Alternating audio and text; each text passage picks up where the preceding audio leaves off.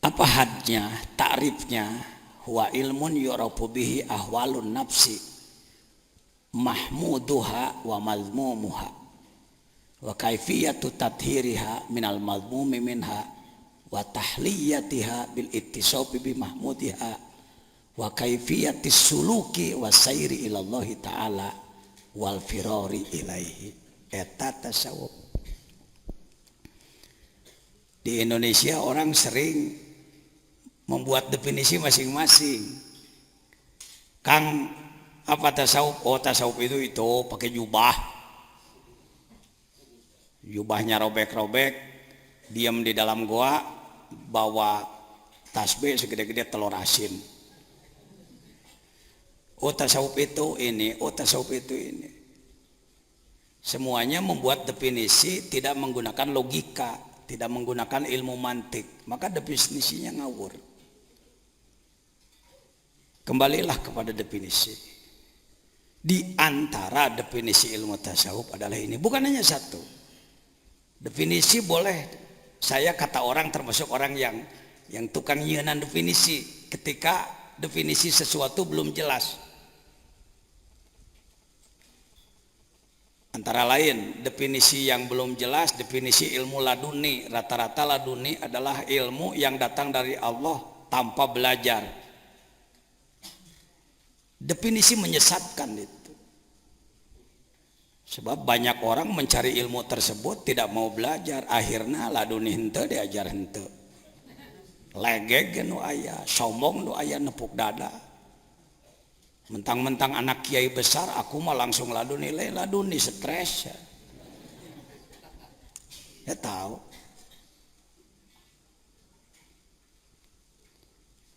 Saya buat definisi, najan definisina panjang lebar keun bae. Da. Prinsipnya dalam ilmu mantik disebutkan definisi yang benar adalah jami'un, mani'un, munakisun, mutaridun. Itu syarat 4. Jami'un mencakup, mani'un mencegah yang bukan, munakis bisa dibalikan, mutarid ngaguluyur, bisa berlaku. Saya sebutkan ilmu laduni adalah orang mencari ilmu, waktunya lama, capeknya luar biasa, biayanya besar, lalu ilmunya diamalkan oleh dirinya dengan ikhlas, dan ia menggerakkan orang lain untuk mengamalkan ilmu tersebut tanpa menginginkan imbalan apapun, kedudukan, imbalan uang, jabatan dan lain sebagainya. Oleh Allah ditilai orang ini benar-benar menuju Allah, ingin menegakkan agama Allah, maka oleh Allah diberi pengetahuan tambahan dia kakarek ladun nih gitu. Tuhnya geus dibongkar taku anak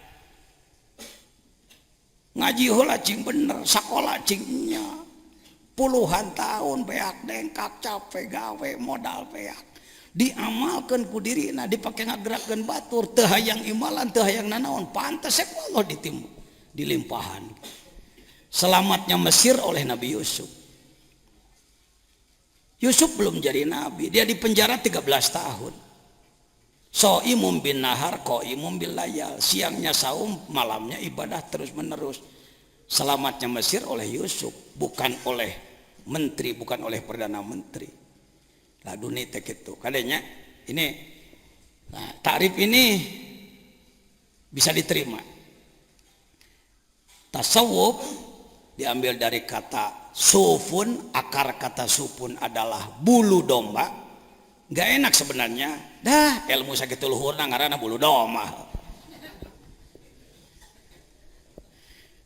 Andai dulu saya yang memberi nama ilmu tersebut, saya akan beri ilmu tazkiyah, tasfiyah, pembersihan. Tapi dalam ilmu ada tata krama, ada etika. Tegenah jadi bulu domba.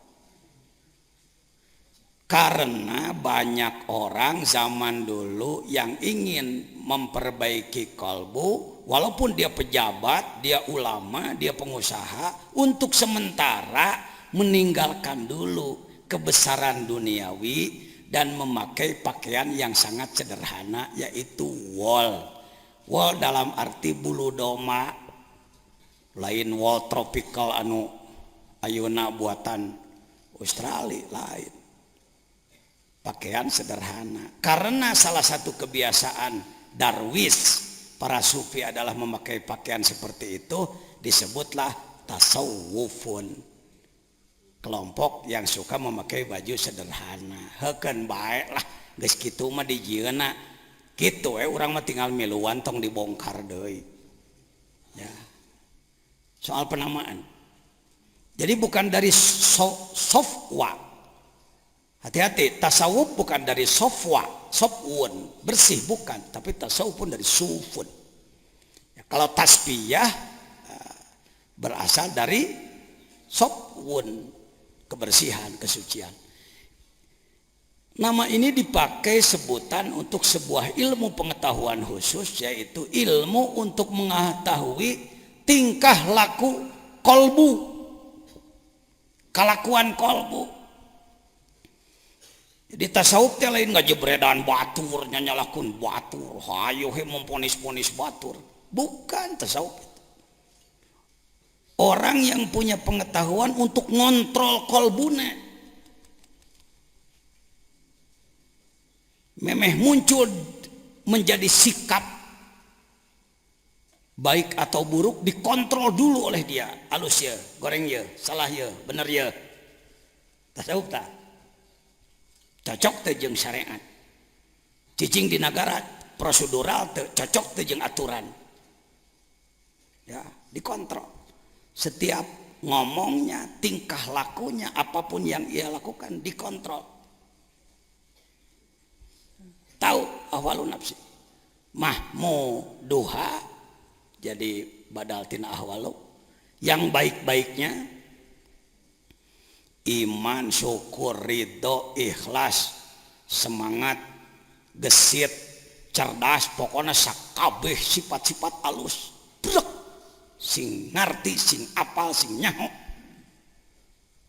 Wamat mumuha jeung jojorekna.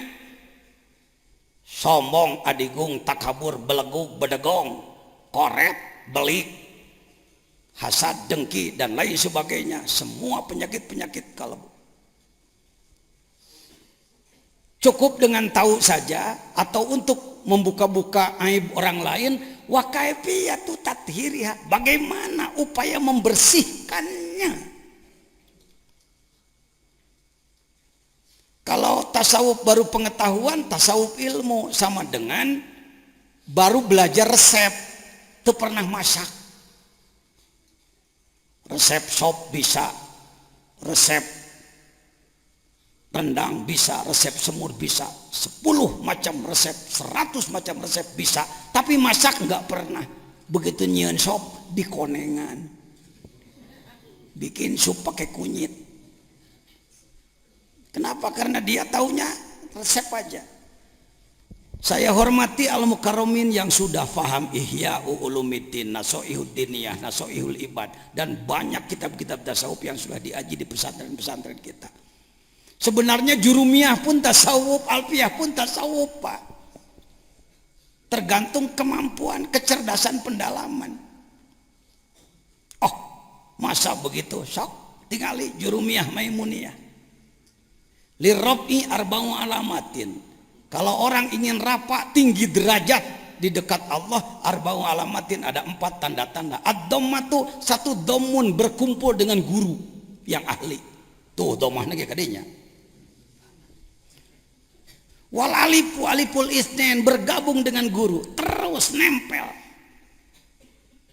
Teu kudu cicing wae jeung guru, najan jauh tetap nuturkeun. Alif. Wal wau jama babarengan jeung batur. Baru nantinya ada nun di ujung. Eta jurumiyah waliullah saya ajrumi itu. Ada jurumiyah al kalamu walabdu daraba jaidun, ada jurumiyah tasawuf. Alfiyah parpa bidomin wansiban patan parpa bidomin. Kalau Anda ingin tinggi derajat, cari guru akhlak selain guru ilmu. Belajar akhlak jangan meninggalkan ilmu, belajar ilmu jangan meninggalkan akhlak. Orang tinggi ilmunya tapi akhlaknya tidak baik, tidak bernilai. Di depan bisa ngangguk-ngangguk, di belakang ngomong. Berakhlak tapi bodoh juga rugi, Pak. Rugi, Pak. Akhlak nama sayangan bodoh itu. Ulul albab, zikir fikir, dua-duanya, gabungkan dua-duanya. Ya, baik. Tidak cukup hanya dengan tahu. Hadirin jangan dengki, hadirin jangan sombong. Pak Ustadz, sombongnya sudah ada dalam diri saya, kumahanya, pokoknya jangan. Buntu dia. Jadi tunjukkan, oh sombong, cara micena kia ya, iya alatna, kia carana. Baru itu dokter, ini obatnya, diagnosa, ini penyakitnya, diagnosa, ini obatnya, terapinya. Minal madhumi wa tahliyatiha, ngahulu, memperindah, bil ittisafi bi mahmudiha, dengan merubah akhlak, merubah sifat, wa kaifiyatus suluk, dan perjalanan, cara melakukan perjalanan. Kita ini seperti orang yang tidak punya perjalanan. Kumaha ibadah we. Kumaha aturanan kitu we. Harus suluk, semua orang harus suluk. Cekolot mah seleka-seleke cenah suluk teh. Ngamah jalan, nyuk-cruk jalur. Dari mulai Allah menciptakan makhluk tidak bisa dirubah, jalurnya geus kitu itu. Saya orang yang insya Allah tidak terpengaruh dengan istilah modern. Karena modern itu jadi alat tipu. Jadi alat tipu. Yang modern adalah yang baru. Setiap yang baru adalah modern. Akhirnya orang Islam dipermainkan dengan kata modern. Baju modern begini, modern rame-rame. Cara makan modern begini. Gaya modern begini. Terbawa oleh modernisasi. Kalau menurut saya modern itu nilai. Sesuatu yang bernilai itulah modern. Quran itu super modern. Kalau ditinjau waktu bisa disebut kuno Quran, Pak. Quran kuno, hadis kuno, Rasul kuno. Padahal justru dia pelopor modern. Hati-hati. Wa kaifiyatus suluk wasair ilallah, dan melakukan perjalanan menuju Allah. Itu perjalanan kumaha dengan perjalanan. Ini orang yang banyak tidak paham.